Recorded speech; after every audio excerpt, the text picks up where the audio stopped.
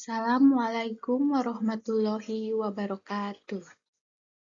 Untuk kali ini akan membahas tentang materi sejarah Indonesia kelas 11, masuknya bangsa Eropa ke Nusantara.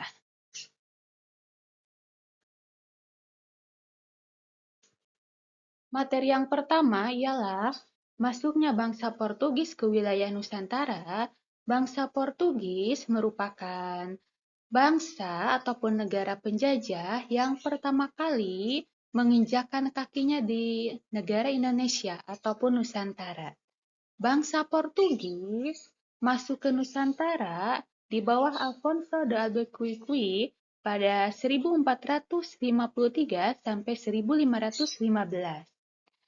Nah, pada saat 1511 sampai 1526, Nusantara merupakan pelabuhan yang sangat penting pada saat zaman tersebut, seperti wilayah Sumatera, Jawa, Banda, dan juga Kepulauan Maluku. Portugis pada saat tersebut berhasil menguasai wilayah India dan juga Malaka. Padarau Sunda Kelapa merupakan sebuah perjanjian dagang dengan kerajaan Sunda ataupun Pajajaran yang berupa sebuah prasasti yang dibuat pada tahun 1522.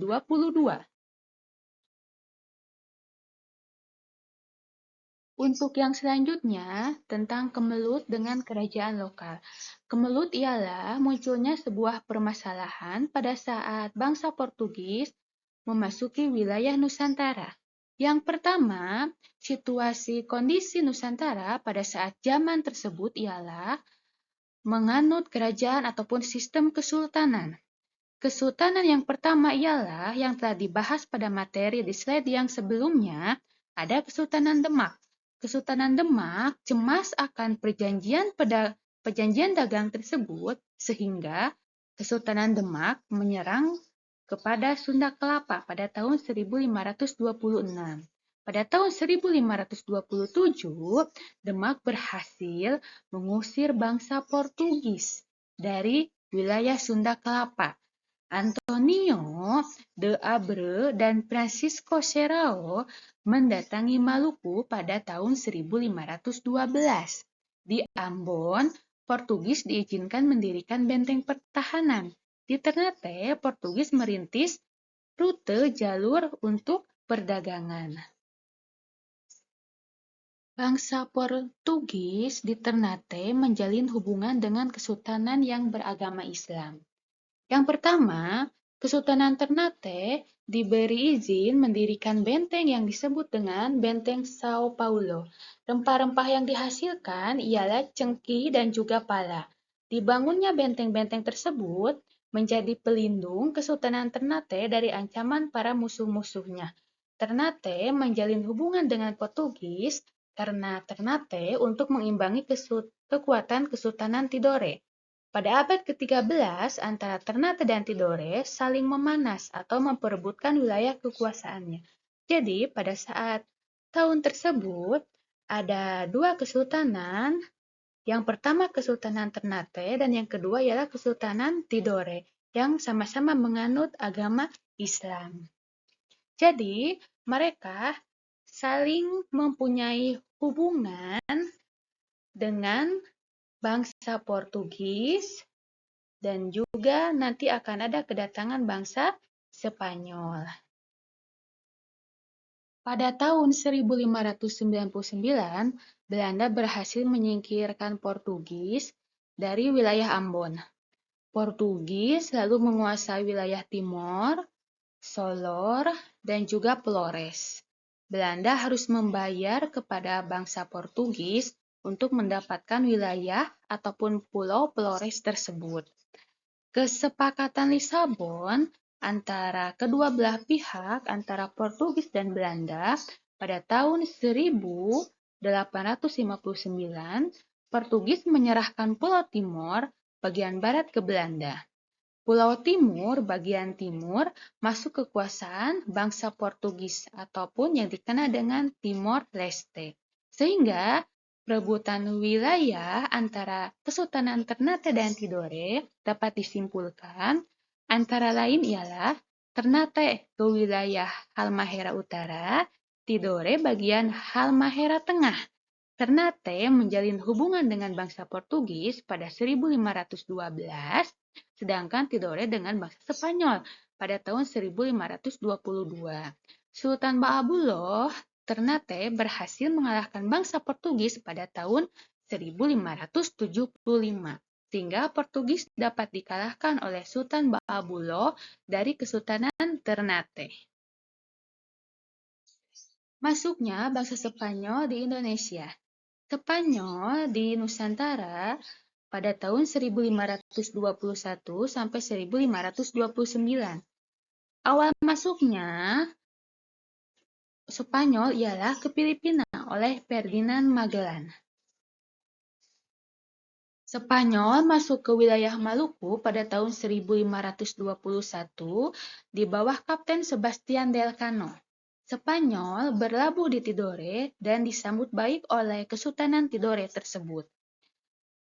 Kenapa disambut baik? Karena untuk menyeimbangi terhadap kekuatan Kesultanan Ternate yang telah lebih dulu mempunyai hubungan dengan bangsa Portugis.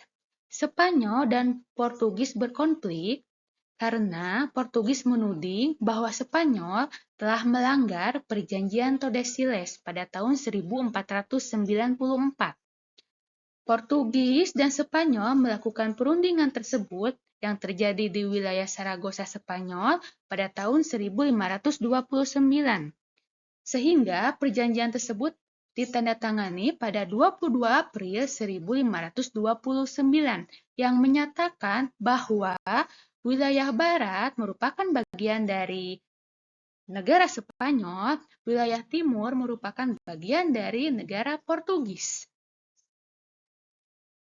Untuk yang selanjutnya, Spanyol meninggalkan wilayah Maluku pada tahun 1529.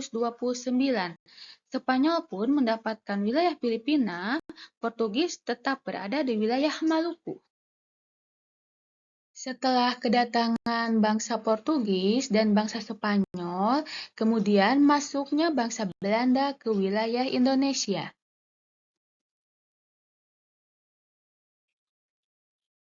Perjalanan bangsa Belanda untuk menemukan wilayah Indonesia tidaklah gampang.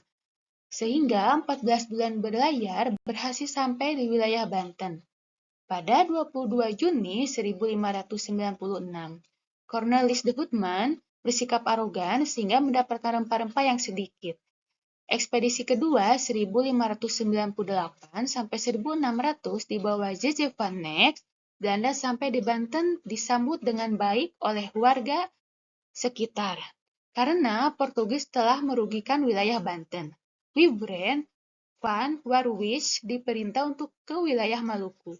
Tibanya di Ambon pada tahun 1599, lalu ke Ternate, Pulau Banda dipimpin Jacob van Heemskerck. Di tempat tersebut disambut baik karena sudah merasa dirugikan oleh bangsa Portugis dengan cara dimonopoli perdagangannya. Portugis sebelumnya menyembunyikan rute-rute untuk sampai ke wilayah Asia, terutama ke wilayah Nusantara. Pada tahun 1595, perusahaan Belanda yang bernama Compagnie van Veere membiayai ekspedisi Cornelis de Houtman untuk sampai ataupun untuk menemukan wilayah Nusantara.